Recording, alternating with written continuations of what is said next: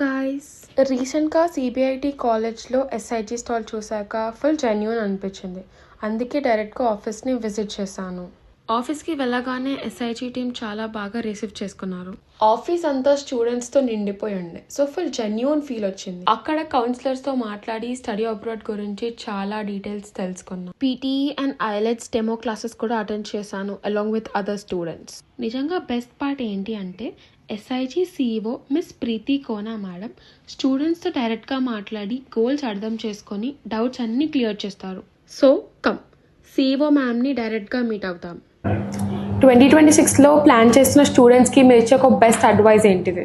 So 2026 గ్రాడ్యుయేట్స్కి అయితే ఇది right time అని చెప్పాలి.